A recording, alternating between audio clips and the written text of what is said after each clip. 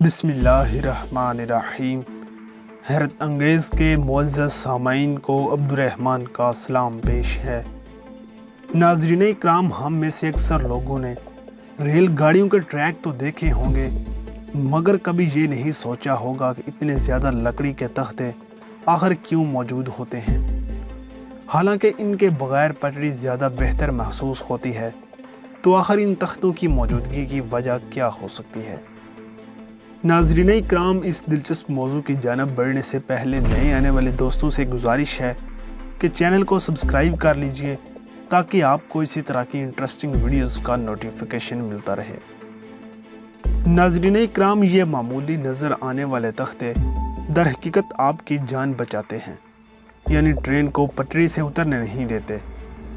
इन तख्तों को स्लीपर्स कहा जाता है, जो कि ट्रेन के वज़न को सहारने के साथ ट्रैक को अपनी जगह मजबूती से जोड़े रखने में मदद देते हैं, और इनकी अदम मौजूदगी की सूरत में चलती ट्रेन को रोकना और पटड़ी से उतरने से रोकना नामुमकिन हो सकता है।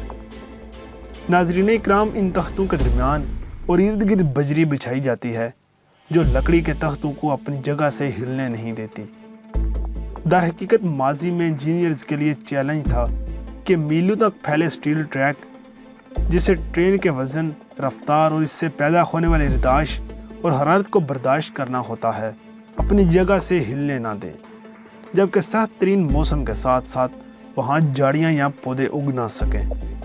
तो नाजरीन, इस दिलचस्प मसले का हल लगभग 200 साल पहले इन तख्तों और बजरी की शक्ल में सामने आया, और तब से इसमें कोई तब्दीली नहीं आई।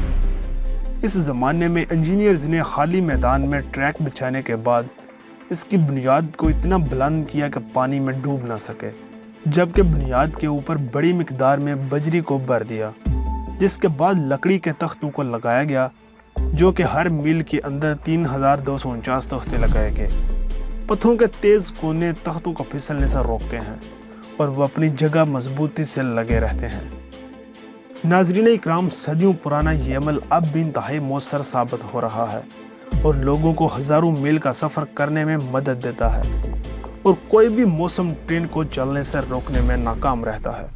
ताहम अब कई मकामात पर कंक्रीट को लकड़ी की जगह इस्तेमाल किया जाता है, मगर ये काफ़ी महंगा साबित होता है, तो इसी वजह से अमूमन लकड़ी के तख्तों को ही इस्तेमाल किया जाता है। नाज़रीन, ये था हमारा आज का मुख्तसर सा मौजू, और इसी के साथ हमारे आज के मौजू का अख्ताम होता है। अगर आपको ये वीडियो पसंद आई तो इसको लाइक और शेयर करना मत भूलिएगा। अल्लाह हाफिज़।